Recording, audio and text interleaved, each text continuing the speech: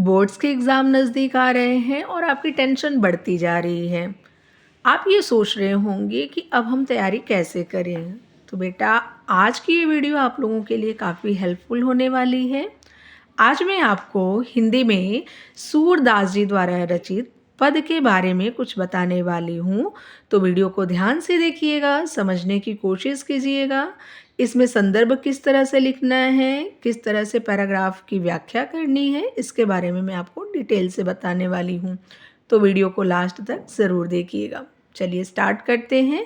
सबसे पहले पाठ बोध के बारे में हम जानते हैं। भक्त शिरोमणि सूरदास जी ने पद का शुभारंभ अपने इष्टदेव के प्रति भक्ति भावना से किया। आपको पता है कि सूरदास जी के जो इष्ट देव थे वो श्री कृष्ण थे। वो श्री कृष्ण को अपने भगवान के रूप में मानते थे। उन्होंने इन पदों में श्री कृष्ण के बाल रूप का मनोहारी चित्रण करते हुए माँ देवकी के ममत्व तथा उनकी हृदय वेदना का हृदय स्पर्शी चित्रण भी प्रस्तुत किया है। यानी कि बाल कृष्ण के बाल रूप का मतलब जब वो छोटे थे बचपन में उनका जो रूप था मनोहारी। मनोहारी का मतलब होता है मन को हरने वाला।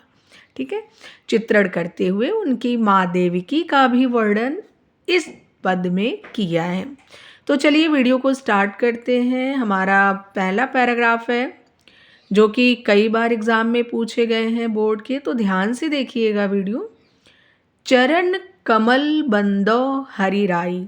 चरण यानी चरण, कमल यानी कमल के समान, बंदो बंदना, हरि राई। हरि मतलब भगवान की, राई मतलब करता हूँ। ठीक है, तो चरण कमल बंदो हरि राई। मैं उन चरणों की वंदना करता हूँ जो कमल के समान हैं। जा की कृपा पंगु गिरि लंघे, अंधे को सब कुछ दर्शाए। जाकी जिनकी कृपा से पंगु गिरि लंघे। पंगु का मतलब होता है जो पैरों से विकलांग हो। गिरि पर्वत, लंघे लांघ जाता है। जिनकी कृपा से लंगड़ा भी पर्वत को लांघ जाता है।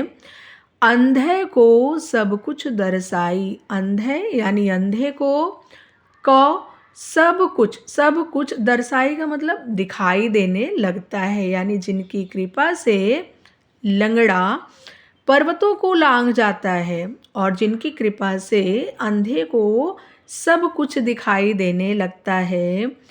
बहिरो सुने गूंग पुनि बोले। बहिरो यानी बहरा, सुने सुनने लगता है, गूंग पुनि बोले। गूंग का मतलब गूंगा व्यक्ति भी, पुनि दोबारा, बोले का मतलब बोलने लगता है। यानी बहरे को सब कुछ सुनाई देने लगता है और गूंगा फिर से बोलने लगता है। रंक चले सिर छत्र धराई। रंक का मतलब होता है दरिद्र व्यक्ति या फिर भिखारी भी उनकी कृपा से कैसे हो जाता है, राज छत्र धारण करके चलने लगता है, यानी राजा की तरह हो जाता है। सूरदास स्वामी करुणा में। सूरदास का मतलब सूरदास जी कहते हैं कि स्वामी करुणा में, मैं ऐसे करुणा में स्वामी, यानी कि जिनका हृदय जो है करुणा से भरा हुआ है, ऐसे ईश्वर की बार बार बंदौत ही पाई। बार बार मतलब पुनः या कई बार। बंदों का मतलब वंदना, तिही पाई यानी वंदना करता हूँ। तो एक बार फिर से मैं संदर्भ सहित आपको इसकी व्याख्या बता देती हूँ। पहले तो हमको अच्छे से इस पद को पढ़ना है और समझने की कोशिश करना है इसमें कि इसमें क्या बताया गया है। चरण कमल बंदो हरि राई, जाकी कृपा पंगु गिरि लंघे, अंधे को सब कुछ दर्शाई। बहिरो सुने गूंग पुनि बोले, रंक चले सिर छत्र धराई। सूरदास स्वामी करुणा में, बार बार बंदो तिहि पाई। कई बार ऐसा होता है कि हम संदर्भ लिखते हैं और हम उसमें कवि या फिर ज़्यादातर देखा जाता है पद में कवियों के नाम यहाँ नीचे यहाँ पर बता दिए जाते हैं। तो इससे हमें पता चल जाता है कि इसमें कौन से कवि हैं? तो पद में हम हमेशा कवि या रचयिता का प्रयोग करते हैं, ठीक है? तो इसका पहले संदर्भ हम लिखते हैं। संदर्भ हमारा होगा, यह पद श्री सूरदास जी द्वारा रचित सूरसागर नामक ग्रंथ से हमारी पाठ्य पुस्तक हिंदी के काव्यखंड में संकलित पद शीर्षक से उद्धृत है या फिर लिया गया है या फिर अवतरित है।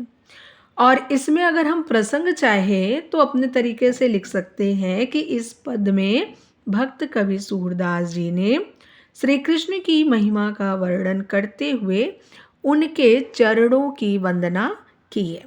तो प्यारे बच्चों, समझ में आ गया? ये हमारा संदर्भ था। संदर्भ आप अपने तरीके से भी लिख सकते हैं। प्रस्तुत पद्य हमारी पाठ्य पुस्तक हिंदी में संकलित सूरदास जी द्वारा रचित पद नामक पाठ से लिया गया है, ठीक है?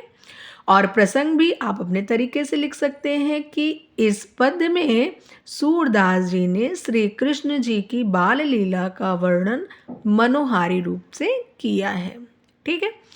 अब आपको मैं बताती हूँ इसमें व्याख्या किस तरह से लिखना है। आपको इस 4 लाइन को अच्छे से पढ़ना है, पढ़ करके समझना है और अपने शब्दों में लिखना है। जैसे चरण कमल बंदो हरिराई, मैं ऐसे भगवान की, ऐसे ईश्वर के चरणों की वंदना करता हूँ जिनके चरण कैसे हैं? कमल के समान हैं, जिनकी कृपा से लंगड़ा भी पर्वत को लांघ जाता है, अंधे को सब कुछ दिखाई देने लगता है, बहरा सुनने लगता है और गूंगा फिर से बोलने लगता है, भिखारी भी राजा के समान छत्र धारण करके चलने लगता है। सूरदास जी कहते हैं कि मैं ऐसे करुणामय स्वामी की बार बार वंदना करता हूँ। तो प्यारे बच्चों, आप लोगों को समझ में आ गया? अगर आपको समझ में आ गया है तो कमेंट में मुझे ज़रूर बताइएगा। चलिए नेक्स्ट पैराग्राफ में आते हैं। अभिगत